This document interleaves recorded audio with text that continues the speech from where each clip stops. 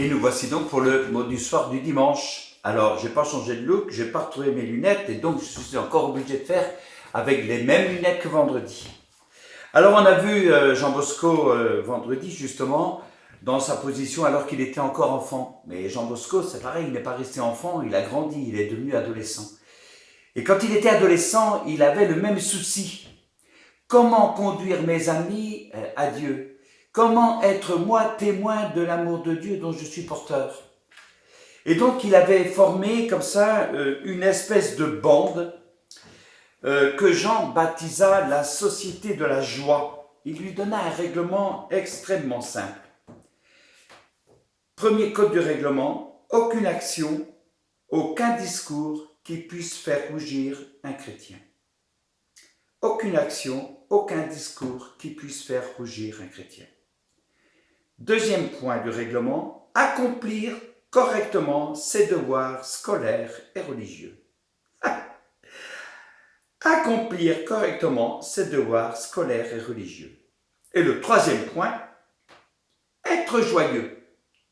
Tout faire pour nous entretenir dans la joie. Tout faire pour débusquer ce qui nous entrave à la joie. Parce que la joie, pour Don Bosco, restera une idée fixe. Dominique Savio, un de ses élèves, viendra à dire un jour « Nous faisons consister la sainteté chez Don Bosco à nous maintenir dans la joie.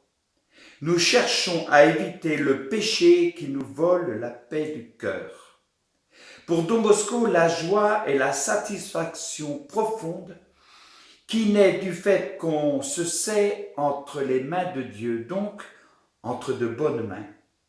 C'est la modeste définition d'un bien précieux qu'on appelle chez les chrétiens l'espérance. En 1832, parmi mes camarades, j'étais devenu comme le capitaine d'une petite armée. Il jouait au palais, aux échasses, il sautait, il courait, dans des parties mouvementées et très joyeuses. Quand ils étaient fatigués, j'en faisais des tours de passe-passe sur une petite table installée dans l'herbe.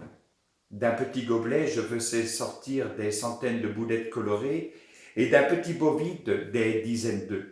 Je tirais du nez des spectateurs des petites balles, je devinais l'argent qu'ils avaient dans leurs poches et je réduisais en poussière des pièces de monnaie de n'importe quel métal en posant seulement le doigt dessus.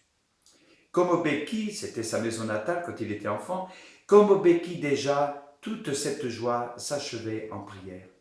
À chaque fête, nous allions à l'église Saint-Antoine où les jésuites faisaient un merveilleux catéchisme en citant des exemples dont je me souviens encore.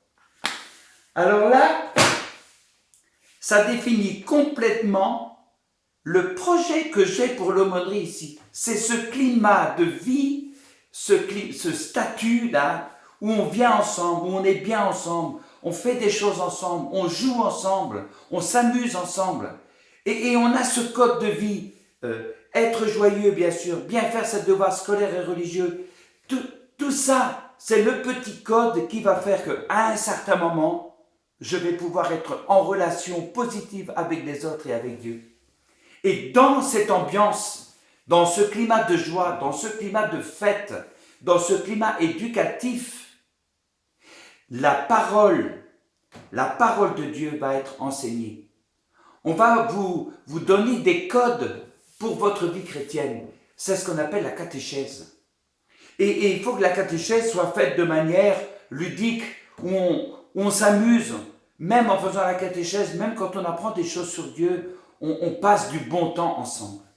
Voilà. C'est ce climat-là. C'est pour ça la société de la joie, Jean Bosco appelait. J'aimerais que l'aumônerie Sophar s'appelle la société de la joie, que sais-je moi, peu importe le nom, mais c'est ce climat de joie que nous devons vivre à l'aumônerie, parce que l'aumônerie n'est pas seulement un lieu de catéchèse, elle sera un lieu de catéchèse parce qu'elle est un climat de vie, parce qu'elle est un lieu de vie. Bonne soirée à tous.